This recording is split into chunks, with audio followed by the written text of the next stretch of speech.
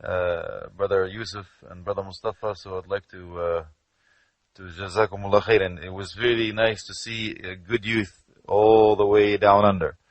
Jazakumullah khairan. And I remember a while back when I visited different countries, you bond with brothers, and then you have to leave. And they told me something I haven't forgotten. They said, wherever you go in the world, you will find good brothers. So alhamdulillah, to come here all the way to Australia and find good brothers that keep that, mashallah, sentiment alive. Jazakumullah khairan. So we certainly appreciate it. I also found something out, it's a treasure. Something called Neno or something. What's that? Nendo's? Oh man, you guys are hidden treasure here in Australia. So we have to do something about it in Canada, alhamdulillah. So if we don't find it there, we'll start a new franchise, inshallah. So Jazakallah khair, brother, and inshallah, the brother that also invited us for lunch. Jazakumullah khair. May Allah feed you from the food of heaven, inshallah. To start officially, inshallah, with the topic is heart to heart. Heart to heart, usually my target audience is the youth. But hopefully, we'll find your heart, inshallah. So, Bismillah, alhamdulillah, wa salatu wa salamu ala Rasulullah. I want you to make way for a hero. A hero that is coming through. This hero is so strong, so brave, so special, so unique. This hero is one of a kind.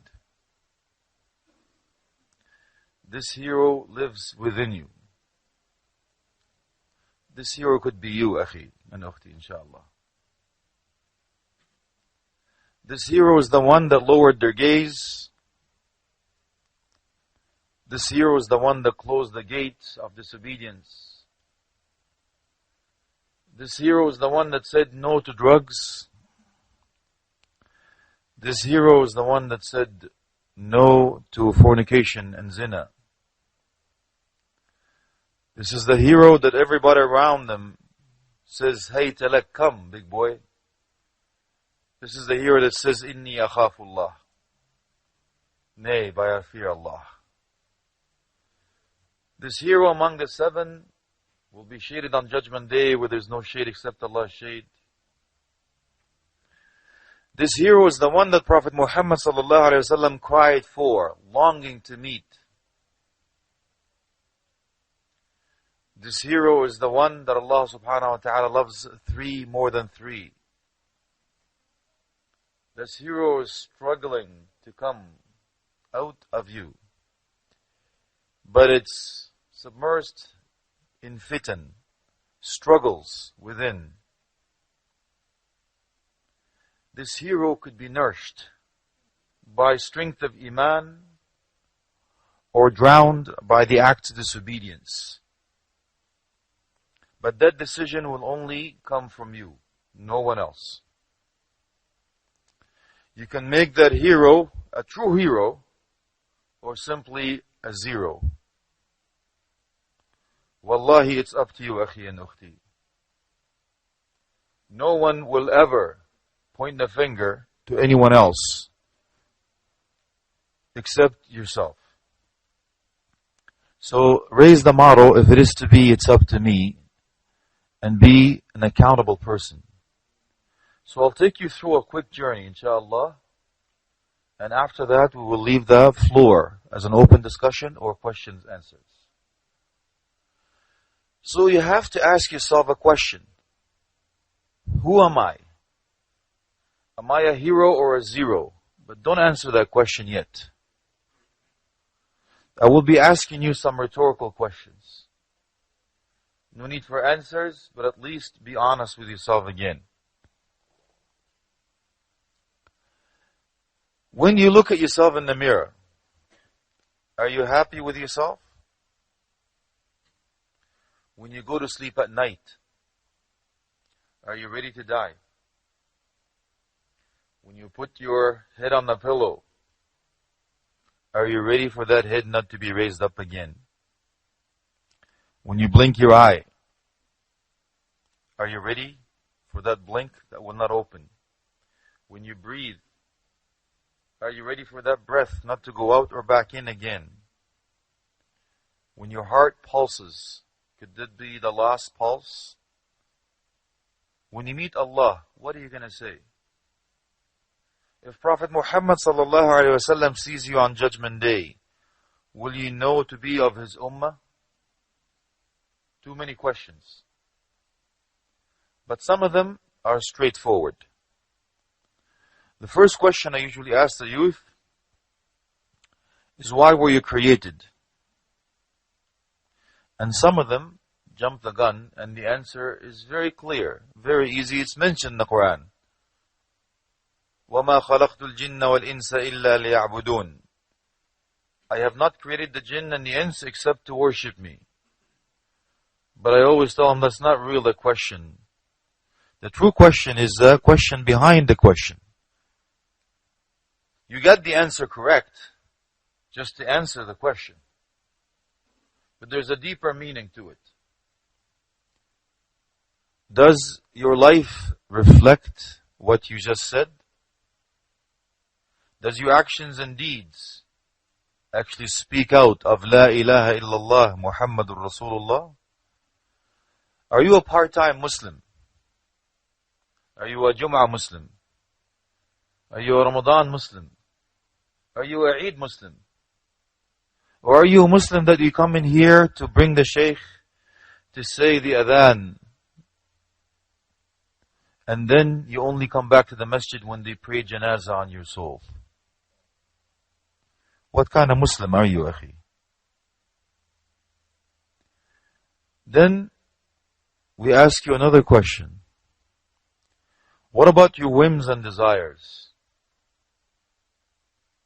What makes you happy? What makes you sad? What do you see on the walls in your own room? Is it pictures of a famous person, an actor, a singer, or a dancer? What do you dress like? What do you eat? What do you drink? What do you say, see, hear, do, act like? And in the end, do you have a life or a lifestyle? Too many questions. But I'm only raising a red flag for those who don't know what the true answer should be. Or when they go home tonight, they look at themselves in the mirror and they say, it's time. It's time for what? Listen to Malik ibn Dinar, rahmatullahi alayhi wa radiyallahu anhu an as-sahabati ajma'in. This story is mentioned in the interpretation books when it comes of the narration of the verse, أَلَمْ يَئِنْ لِلَّذِينَ آمَنُوا أَن تَخْشَعَ قُلُوبُهُمْ لِذِكْرِ اللَّهِ. Isn't it time for those who believe, for their hearts to tremble in the remembrance of Allah, meaning come back in repentance to Allah? So in the end, we'll give you a solution, inshallah, and we'll give you a roadmap and a game plan. And we'll finish on the positive. But first, you can't live in denial, and you cannot be schizophrenic. When you come to the masjid, you're like Abu Bakr. When you leave the masjid, you're like Abu Jahl. Which face do you paint on? Who do you try to please? Your peers? Your parents? Allah? Prophet Muhammad sallallahu alayhi wasallam? Which camp are you on? Camp of Rahman or camp of Shaitan? Subhanallah. Are you overwhelmed yet with questions? Let me take you through a quick link that this poor slave of Allah has received via an email. You get bombarded by emails and you wonder whether you open it or not. Should you just report it as spam, delete it before you even open it? But alhamdulillah, I did. Imagine this journey. Click on the link. A window opens. And that window, now, from dark, it fades out on a face of a young man. His name is Abdullah. You may have even seen it yourself. You hear the interviewer says, Ya Abdullah, if you knew then what you know now, what would you have done? And the camera pans out, it goes on a wide zoom, and from the face, you see Abdullah is sitting on a chair. He's quadriplegic, he's paralyzed from the neck down. The first word comes out of Abdullah's mouth is Amani. Wishes, dreams, hopes. And he mentioned 3 to be specific. Let's take him one at a time. And I want you to think that you are now Abdullah. You are now sitting in his chair. And think about these amani and be honest with yourself again. Just a youth, just like you. I know we think we're invisible, immortal. No one can touch us. We'll never die. We'll never grow old. We can do whatever we want. No boundaries, no limits. The sky is the beginning, not the limit. But this man had a car accident. He's now quadriplegic. He says, Amani, wishes. The first one, he says, أتمنى أن أسجد لله سجدة. He's paralyzed. He says, my first wish, I wish that I can prostrate to Allah just once before I die. Just give me one more chance, O Allah, to prostrate once before I die, for your sake.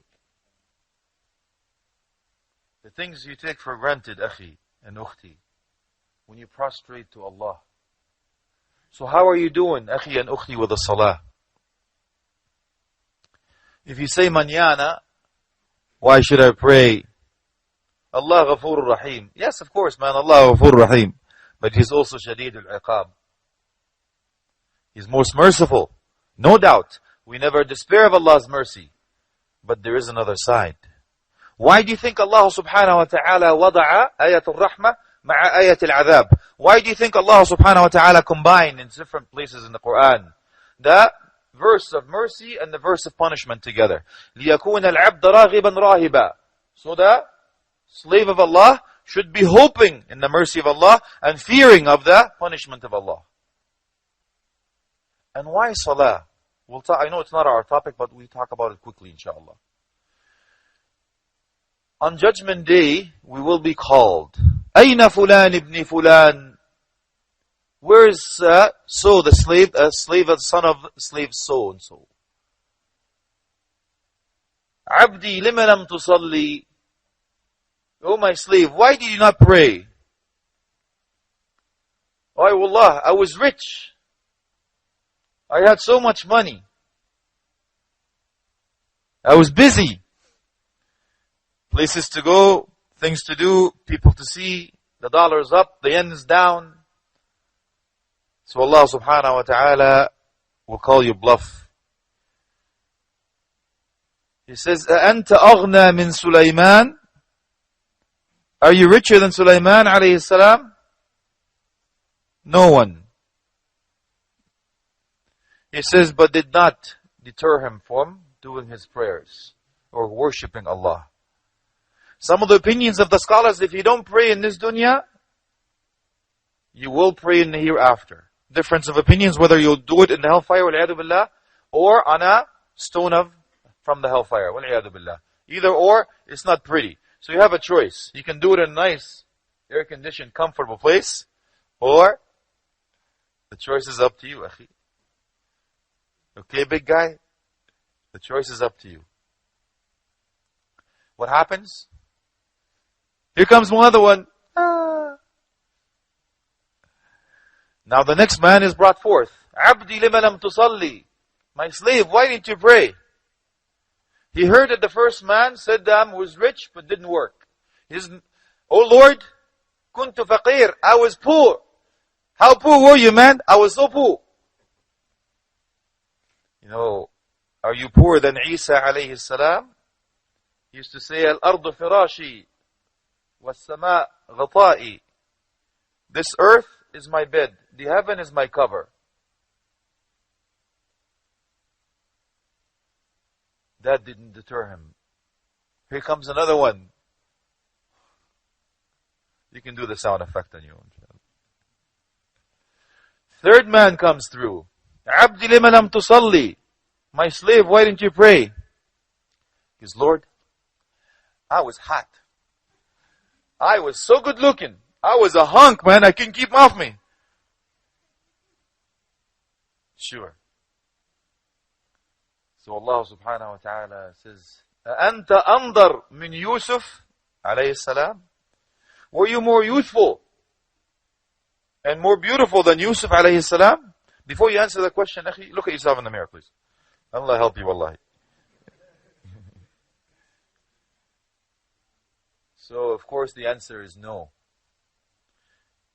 So the first wish, he says, I wish I can prostrate. And what scares me is one ayah. يَوْمَ يُكْشَفُ عَنْ سَاقٍ وَيُدْعَوْنَ إِلَى السُّجُودِ فَلَا يَسْتَطِيعُونَ. The day Allah subhanahu wa ta'ala will expose part of him, will come forth in a way befitting His Majesty. تَلِيقُ بِجَلَالِهِ. And those who prostrate to Allah in this dunya will prostrate to Allah in the hereafter. And those who don't, يُحَالْ ظَهْرِهِ إِلَى نُحَاسٍ. His back will turn into copper, solid. You won't be able to prostrate to Allah. Could you imagine, akhi and ukhti? Everyone prostrating to Allah and you standing? Allahu Akbar.